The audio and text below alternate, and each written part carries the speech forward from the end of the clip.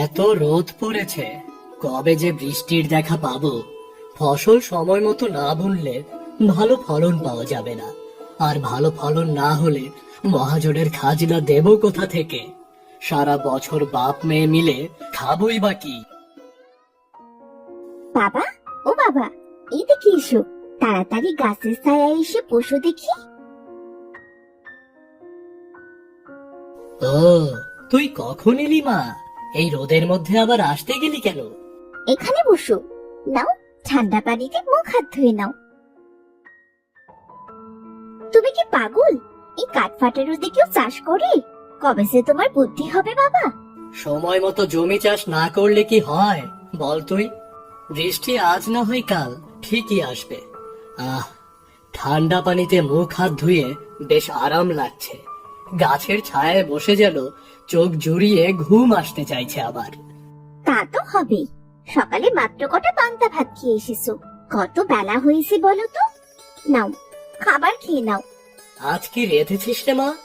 কি আর রাখবো বাবা, কচু শাক আর লাউয়ের তরকারি। জানো বাবা, লাউটা বেশ পাকা ছিল, কিছু বীজও পেয়েছি। তা বেশ, তবে পাকা লাউ পেলি কোথায়? ওই ভূপনদের লাউয়ের মাথা তো ছেড়ে দিয়েছে, ওখানেই একটা লাউ পেলাম। আমি তো জানি বাবা, লাউয়ের তরকারি খেতে তুমি কত ভালোবাসো, কিন্তু বাজারের যে লাউয়ের অনেক দাম। নাও বাবা, খাও তো এবার, ঘরে আমার কত কাজ পড়ে আছে। হ্যাঁ, খাচ্ছি। পাকা বুড়ি একটা। হাসি আর তার বাবা একসাথে গাছের ছায়ায় বসে খাবার খায়। খাবার খেয়ে হাসির বাবা গাছের ছায়ায় ক্লান্ত শরীরে শুয়ে বিশ্রাম নেয়। বাবা, তুমি একটু জিরিয়ে নাও, আমি ঘরে যাই। ঠিক আছে মা, সাবধানে যাস।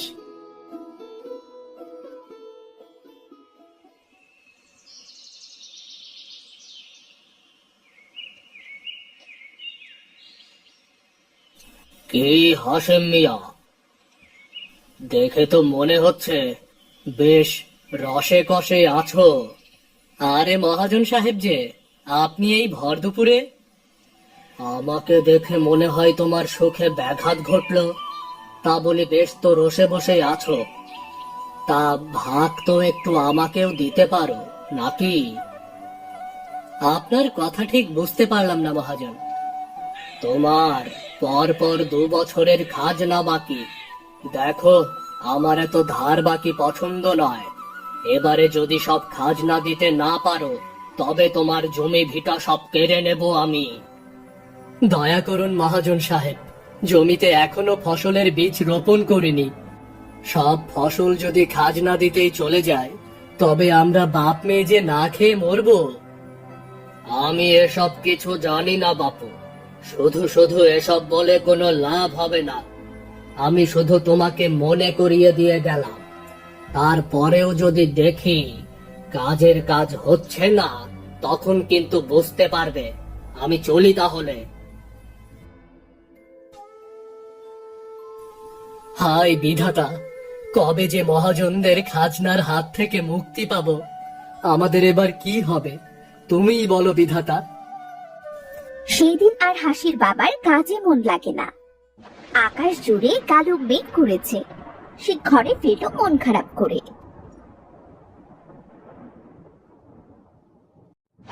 এতক্ষণে এলে বাবা, দেখেছো আকাশে কত মেঘ করেছে? আজ বৃষ্টি হবেই হবে। তুমি যাও বাবা, ভালো করে স্নান করে এসো। আজ তোমার জন্য গরম ভাত আর গাদাল পাতার বড়া বানিয়েছি, বৃষ্টির দিনে মজা করে খাওয়া যাবে। ও বাবা, কি হয়েছে তোমার? সব শেষ হয়ে গেছে রে মা, সব শেষ হয়ে গেছে। আর যে কিছুই ধরে রাখতে পারবো না আমি। তোকে নিয়ে এবার আমাকে পথে গিয়ে দাঁড়াতে হবে। কিসব বলছো বলো তো? তোমার কি শরীর খারাপ লাগছে? ও বাবা, সব বলো তো আমাকে, নইলে বুঝবো কেমন করে। আর কি বলবো বল তো মা। মহাজন এসেছিল, 3 বছরের খাজনা এবার একসাথে দিতে হবে। ওইটুকু জমিতে কতটা ফসল হবে বল তুই? আমরা তো নিজেরাই খেতে পারি না, তার উপর জমি বাড়ি কেড়ে নেওয়ার হুমকি দিয়ে গেল। কি যে হয়! এটা কি মগের মুল্লুক নাকি? উনি বেশি বাড়াবাড়ি করলে আমরা কাজীর কাছে যাব, আমরা বিচার চাইবো। তা হয় না রে মা, তা হয় না। মহাজন পাজি লোক, তার বিরুদ্ধে কেউ কথা বলবে না। শুধু পড়ে পড়ে তার অত্যাচার দিনের পর দিন মুখ বুজে সহ্য করতে হবে আমাদের। বাবা, এবার বলি কি, ধানের চারার তো অনেক দাম। আমরা বরং এমন কিছু চাষ করি যাতে ফলনও ভালো হবে আর দামও ভালো পাওয়া যাবে, নয়তো যে আমাদের বিপদ হয়ে যাবে। কি করবি তুই? চাষবাসের তুই কিছু বুঝিস? আমাকে বল। বাহরে, চাষার মেয়ে চাষ বুঝবো না? শোনো বাবা, তুমি গোসল সেরে এসো, আমি খাবারের ব্যবস্থা করছি। খেয়ে দিয়ে ঠান্ডা মাথায় একটা উপায় ভাবা যাবে। যাও তো, অকারণে এত ভেবো না, বিধাতা আছেন তো বাবা। গরিবের ডাক কি বিধাতার কাছে পৌঁছায় রে মা? নয়তো 2বার করে এত যত্ন নিয়ে ধান চাষ করলাম, কি পেলাম বল তো মা? এত কথা বললে যে খাবার ঠান্ডা হয়ে যাবে বাবা। তুমি যাও তো, বৃষ্টি নামলো বলে। টানা কয়েকদিন ধরে ঝুম বৃষ্টি পড়লো। হাসির বাবার নিচু জমিতে পানি থই থই করতে শুরু করলো।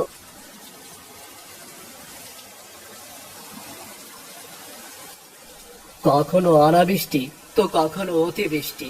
গরিব খেটে খাওয়া মানুষগুলোর কি হবে? হে বিধাতা, কি হবে আমাদের? পানি সেচে ধান লাগাবো, তারও কোনো উপায় নেই। অন্যেরা নিজেদের জমির মধ্যে দিয়ে তাদের সেচের পানি যেতে দেবে না মা, ওদের তো ক্ষতি হবে। কি করব এবার আমি, বল? ও বাবা, তুমি এসেছো? এসে মন খারাপ করে বসে আছো? জমিতে তো চাষ দেওয়াই আছে, তাহলে অত কি ভাবছো বাবা? চাষের জমি পুকুর হয়ে গেছে রে মা। পানি জমে এমন হয়েছে যে ধানের চারাগুলো লাগিয়ে দিলে সবগুলো পচে যাবে। ওদিকে সময় মতো ফসল না উঠলে বিপদ, সব বিপদ। আচ্ছা বাবা, আমরা যদি আমাদের জমিতে কচু চাষ করি তাহলে কেমন হয়? শুনেছি পানিতে কচু চাষ করলে ভালো ফলন পাওয়া যায়, আবার পানির জন্য ভালো কচু শাক, কচু ফুল আর লতিও পাওয়া যায়। শহরের লোকেরা চড়া দামে এসব কিনে খায়। তা তো ভালোই হয়, কিন্তু তুই এসব জানলি কেমন করে? ওই যে শহরে চাকরি করে হিরণ কাকা, সেই তো বলেছিল সেই দিন। আমি ভাবছি কি বাবা, নিচে কচু শাক চাষ করব আর ওপরে দেব লাউয়ের মাচা। নিচে কচু হবে আর ওপরে হবে লাউ। শহরের লাউ শাক আর লাউয়েরও বেশ দাম। এইসব কিছু আমরা শহরের বাজারে নিয়ে বিক্রি করলে মহাজনের সব খাজনা মিটিয়ে দিতে পারবো। আরে বাহ, ভালো ভেবেছিস তো। এমন করে আমি কখনো ভাবিনি। এবার আমি তোর কথা মতোই চাষ করব।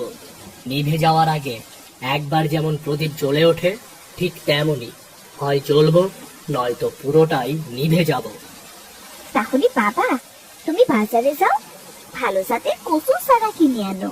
আমি রান্নাটা সেরে জমিতে গিয়ে তোমার কাজে হাত লাগাবো। তা বেশ, আমি এক্ষুনি যাচ্ছি।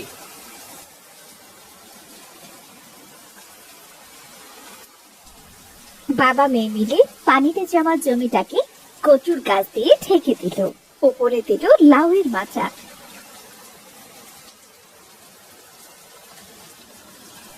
আরে বাপ রে, এক জমিতে 2 চাষ, সে কি আবার হয় নাকি? বলি, ও হাসেম কাকা, তোমার আর তোমার মেয়ের মাথা কি একসাথে খারাপ হয়ে গেছে নাকি?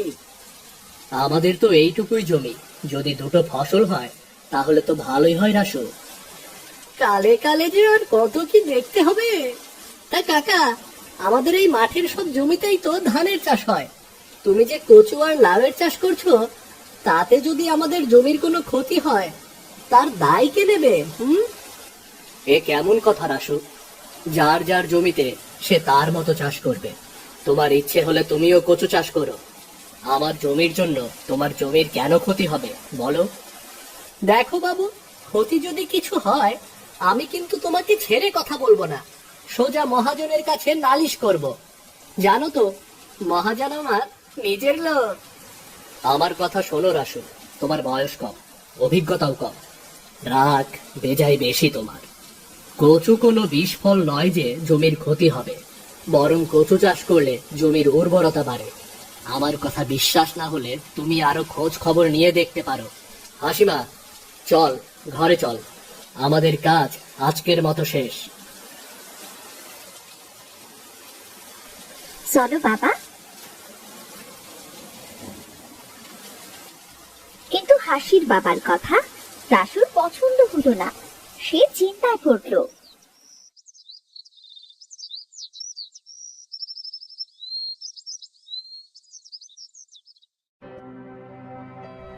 কি রে রাসু, তোর ধান চাষের কি খবর? দেখ, এবার ভালো ফলন দিতে না পারলে আমি কিন্তু তোর থেকে তোর জমি কেড়ে নেব, বলে দিলাম। না না মহাজন, এমন করবেন না। আচ্ছা মহাজন, আপনাকে যে বলেছিলাম হাসেম মিয়া আর ওর মেয়েকে দাঁড় করাতে, তার কি করলেন? ওদের পথে বসাতে আমার বড্ড শান্তি লাগবে। বড্ড বার বেড়েছে বাপ মেয়ে। আমি হলাম গ্রামের মহাজন, তোর মতো উলু খাগড়ার কথায় আমি চলি না। নিজের মাথার বুদ্ধি খাটিয়ে আমাকে চলতে হয়। তুই নিজের কাজে মন দে, নয়তো তোর পথে বসা কেউ আটকাতে পারবে না। গ্রামও ছাড়তে হতে পারে। এতদিন আপনার জমিতে কাজ করেছি, আপনি এমন করে আমাকে বলতে পারলেন মহাজন? বলদ দিয়ে যখন চাষ করা যায় না, তখন চাষিরা সেই বলদকে ছেড়ে দেয়। তুই আমার কাছে চাষির ওই চাষের বলদের থেকে আর বেশি কিছু না। যা, কাজে মন দে, অন্যের পেছনে না লেগে কাজে মন দে, যত সব। হাসি রান্না করছিল, কিন্তু আজ হাসির রান্নার কাজে একদম মন ছিল না। হাসিমা, তোর রান্না হলো? বড্ড খিদে পেয়েছে রে। ও কি রে, কি এত ভাবছিস মা? রাসু আমাদের ফসলের কোনো ক্ষতি করবে না তো বাবা? ওর কথাগুলো আমার একদম ভালো লাগলো না। না রে মা, যে বেশি কথা বলে তার দম আসলে ওই কথাতেই, কাজে নয়। দে তো মা, দুটি খেতে দে আমাকে। এখনই দিচ্ছি বাবা, তুমি বসো।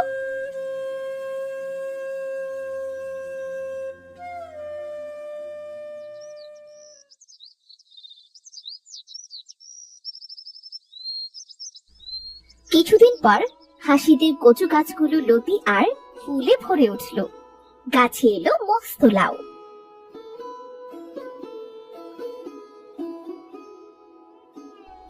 এত লাউ ধরেছে, এত লাউ একসাথে দেখতে পারবো, এ যে আমার ভাবনাতেই ছিল না রে মা। বাবা, আমি কিছু কচুর লতি, কচু ফুল আর লাউ কেটে দিচ্ছি। তুমি ওগুলো বাজারে বিক্রি করে এসো। যা অবস্থা, তোমাকে প্রতিদিনই এসব নিয়ে বাজারে যেতে হবে। তা বেশ তো, সব ভালোভাবে বিক্রি হলে আমাদের লাভ, খাজনা থেকে মুক্তি পাবো রে। তাহলে বাবা, কিছু কচু শাক আর লাউ শাকও কেটে দি। আমরা দুজনেই বাজারে যাব। তুমি একা যে এত সব নিয়ে যেতে পারবে না বাবা। ঠিক আছে মা।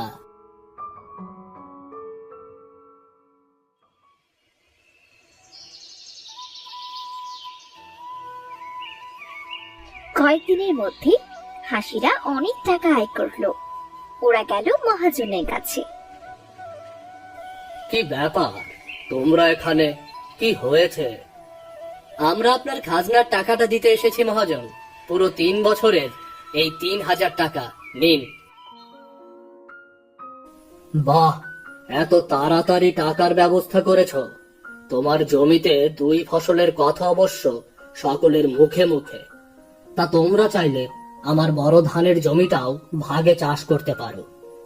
না মহাজন সাহেব, আমার যতটুকু আছে আমরা বাপ মেয়ে মিলে ততটুকুতেই চাষ করব। তাছাড়া ওই জমির দেখাশোনা তো রাসু করে। আমি জমিটা নিলে ও কর্মহীন হয়ে পড়বে।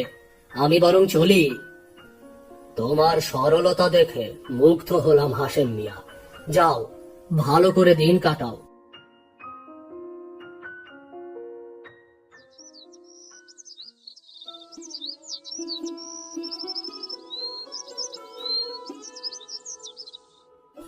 আমাকে ক্ষমা করে দিও হাসেম কাকা, আমি তোমাদের পথে বসাতে চাইতাম, আর তুমি কিনা আমার কথা ভেবে মহাজনের এত বড় জমিটা ছেড়ে দিলে। তোমায় সেলাম গো কাকা। যে অন্যের ক্ষতি করে বিধাতা তার ক্ষতি করে, এটা মনে রেখো হাসু।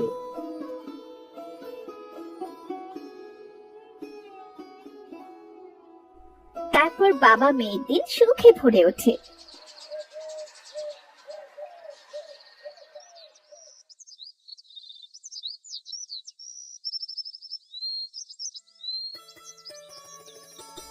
বাবা, সব কচু তো তোলা শেষ। শহর থেকে গাড়ি এসে সব নিয়ে গেছে। এবার জমিতে কি চাষ করবে বাবা? আবারও কচু খেতে লাউয়ের চাষ করবো রে মা।